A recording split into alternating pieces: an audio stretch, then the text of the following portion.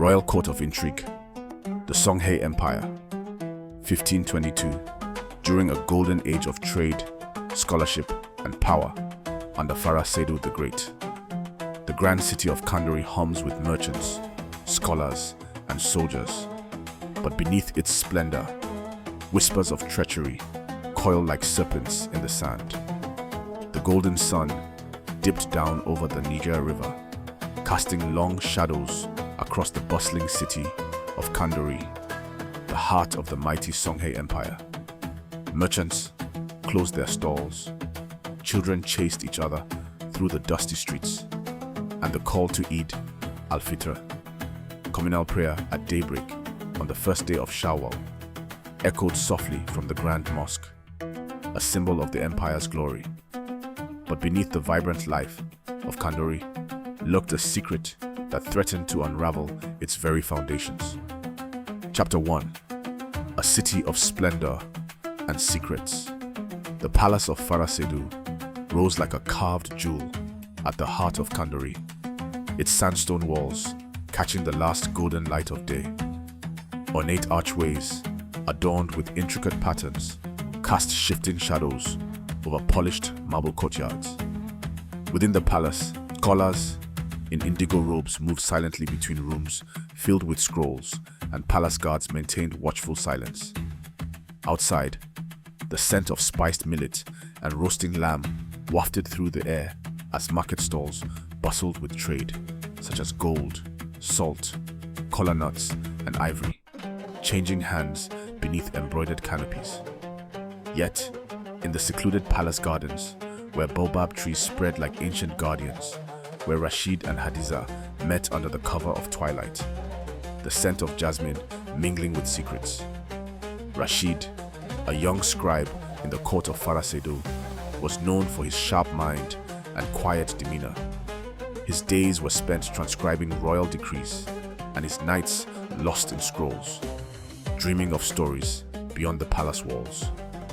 Yet, his heart belonged to someone forbidden, and her name is Hadiza, a skilled weaver whose hands crafted not only embroidered rugs and clothing, but also intricate jewelry that whispered of love and longing.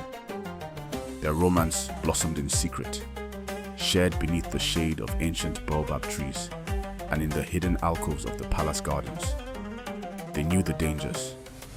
The court was a labyrinth of power and intrigue, and any scandal could end in exile or worse. Chapter 2: The Disappearance.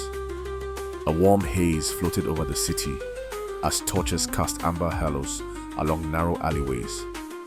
Drumbeats and chatter filled the air as citizens prepared for Eid-al-Fitr, and the smell of couscous, lamb, fresh dates, saffron rice, and sweet cakes filling the streets. In contrast, the palace corridors were hushed, with guards posted at every corner, and the torchlight flickering across murals of past emperors. The royal chambers, normally filled with laughter and music, now carried an air of tension. Djibril's empty quarters, once lined with scrolls and guarded letters, were eerily neat, with his inkpot still damp, as if abandoned mid-thought. One humid evening, as the city prepared for the festival of Eid-al-Fitr, news spread like wildfire because the royal advisor, Djibril, has vanished. Djibril was no ordinary man. Trusted by Fara Seydou himself, he handled secret correspondences and guarded the empire's most sensitive intelligence. His disappearance was not just a loss, it was a threat. Rashid's curiosity was piqued. He had seen Djibril in the palace hours before, his eyes shadowed with worry. Something was amiss. When he mentioned Djibril's disappearance to Hadiza, her usual calm cracked. "Be careful, Rashid. The court is not kind to those who pry." But Rashid could not let it go. Chapter 3: Whispers in the Shadows. The palace by night was transformed into a place of silence and shadow. Soft whispers curled through colonnades, lit only by moonlight and the occasional flicker of oil lamps. Rashid, draped in a plain robe, moved quietly past silk-draped archways and through servant paths, perfumed with myrrh and dust. In the outer courtyards, he paused to listen, while catching glimpses of veiled figures murmuring near the harbor gates. Down by the Niger, boats bobbed silently in the moonlit water, the sound of lapping waves punctuated by coded greetings. The city, it seemed, breathed secrets. Under the cloak of night, Rashid slipped through the palace corridors, guided by whispered rumors and stolen glances. He discovered that Djibril had been investigating a secret faction within the court of men who were plotting to seize power while the empire celebrated. His heart pounded as he pieced together the clues. Coded messages hidden in the calligraphy of royal letters, strange meetings at the docks, and a mysterious figure who had been seen near Djibril's quarters on the night he disappeared. The one name of Kano, a trader whose wealth had grown suspiciously fast, emerged repeatedly. But was he the mastermind or merely a pawn? Chapter 4. The Festival of Masks. Kandori erupted in color for Eid-al-Fitr. The streets pulsed with music from flutes, drums, and chants, echoing off stone buildings. Lanterns hung from date palms, casting golden light on dancers in feathered robes and children wearing their new clothes. The palace grand hall had been transformed into a theater of illusions.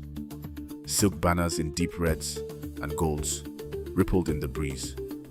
Perfumed braziers released plumes of smoke into the air, and nobles glided past each other in layers of mystery and silk. The mud brick floor reflected the candlelight and colored glass mosaics.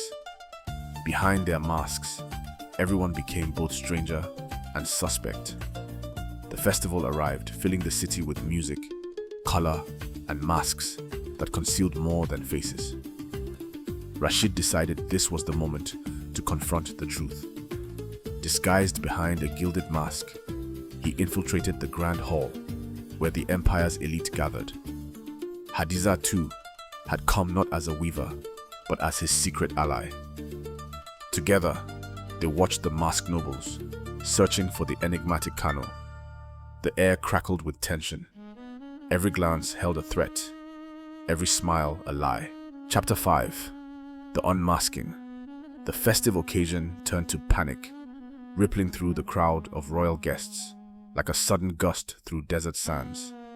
The mud brick beneath the Yubu of Gao shimmered with blood, and a loud scream from his wife pierced the revelry in the grand hall as guests drew back, their masks no longer playful but ominous. The crowd parted to reveal the Yubu of Gao collapsed on the mud brick floor, clutching a rolled parchment stained with blood. Tarukois, on alert, surveyed the room as they signaled each other to protect Fara Seydou and his family. Rashid rushed to retrieve the scroll. His fingers trembled as he carefully unrolled it, taking precautions not to smear the blood, which will make the scroll unreadable. The parchment, damp and crimson-stained, was rolled tight as a snake ready to strike. Torchlight flickered on the polished pillars, throwing long shadows that twisted like apparitions across the walls. Outside, the celebration continued, unaware of the storm within the palace walls. The parchment revealed a secret plan that Djibril had uncovered to prove a conspiracy was in motion, not just to seize the throne, but to assassinate Fara Seydou during the festival. And the final line chilled Rashid to the bone. The traitor walks among us, disguised in loyalty. Eyes darted. Suspicion rippled throughout the hall. Chapter 6. The Chase. Under a moonlit sky, Rashid and Hadiza raced through side alleys of the palace compound. Muffled footsteps echoed off the clay walls as they ducked beneath canopies and weaved past startled guards. The Scribes' Guild sat at the edge of the Scholars' Quarter, its entrance framed by wooden beams carved with ancient proverbs. They traced the parchment's handwriting to a Scribes' Guild, where Rashid recognized the strokes as his own calligraphy. but he had never written such a treacherous threat against Fara Seydou. The plot thickened. Who was framing him? Their search led them to the palace archives, a labyrinth of scrolls and secrets that loomed like a tomb of knowledge, its endless scroll racks vanishing into the gloom. Inside, shelves bowed under the weight of papyrus and vellum. Dust danced in the oil lamplight, and silence lay heavy except for the rustle of paper. A single candle guided them to secrets long buried. There, hidden beneath layers of dust, they uncovered a startling truth. Djibril had not vanished. He had been captured and hidden in the labyrinthine catacombs beneath Kandori. Chapter 7. The Kandori Catacombs. The catacombs spread like a forgotten city. Rough stone steps descended into cold dampness, where the air smelled of earth, mold, and rusted chains. The ceiling dripped with condensation, and the walls were marked with faded carvings from ancient ancestors, which served as protective symbols from an older time prior to Islam. Rashid's resolve and Hadiza's inquisitive nature strengthened their determination to descend into the cold, dark catacombs. Their torch cast wavering shadows on the narrow passageways lined with skeletal remains of old emperor's servants. Far in the depths, behind a rusted iron gate, Djibril lay slumped in chains. The flicker of torchlight caught the fire in his eyes, even as the silence swelled with approaching danger. They found Djibril, chained but alive, his eyes burning with urgency. He whispered the final piece of the puzzle. The traitor was none other than the empire's own Kambu, a man who had played both sides for years. But before Djibril could say more, footsteps thundered. Chapter 8. Betrayal and Revelation. The chamber above the catacombs was lit by oil lamps in iron sconces, their flames guttering with every shift of air. The guards' armor glinted under the flickering light, illuminating their wary expressions. Scrolls and parchments lay scattered across a large ebony desk that were either open or half burned. Rashid stood tall, his jaw clenched as he calmly presented the evidence to the guards. The heavy silence broke only when the Kambu entered, his robe of blue and gold flowing, his smile brittle and cold. A hunter of truth now stood before the predator, cloaked in power. The Kambu ordered his guards to seize them. The guards surrounded Rashid and Hadiza, weapons gleaming. Rashid stepped forward, ready to fight, but Hadiza raised her hand. "Wait," she said, "we have proof." She revealed the hidden scroll that is Djibril's detailed account of the conspiracy, smuggled out before his capture. "You are clever, Rashid, but not clever enough," he sneered. Chapter 9. The Plot. Twist. The tension escalated just as the Kambu ordered their execution. The iron palace doors flung open. Fara Seydou entered in full regalia, dressed in a deep green robe, embroidered with gold thread, with his presence filling the room like a storm. Behind him, elite guards in copper and leather armor formed an unbreakable wall. He had been alerted by Djibril's secret message sent before capture. The Kambu's sneer faded as scrolls were revealed, names listed, and confessions extracted. The chamber, once a place of secrets, now echoed with judgment. The Kambu was seized, his plot exposed. Under intense interrogation, the Kambu confessed that the masked trader Kano was his brother, the financial mastermind funding the coup. The entire assassination attempt exposed misdirected loyalty, greed, and kinship, unraveling like an ancient mystery. Chapter 10. Justice and New Beginnings. The morning rose over Kandori, painting the Niger River in hues of pink and gold. The conspirators were brought to justice, and peace returned to Kandori. The city stirred anew where markets reopened. Griots sang of justice restored, and bells from the Grand Mosque tolled in harmony. The palace buzzed not with political upheaval, but with renewal. Fara Seydou, impressed by Rashid's courage and intellect, appointed him to a new position as royal chronicler and advisor. His aspirations are no longer confined to the shadows. In a sunlit chamber, lined with scrolls and maps, Rashid received his new robe with a royal indigo sash, denoting his new station. Hadiza stood beside him. In fine woven cloth, she embroidered adorned with silver threading. Beneath the baobab trees, where they once whispered secrets, they now walked together in public with Fara Seydou's approval.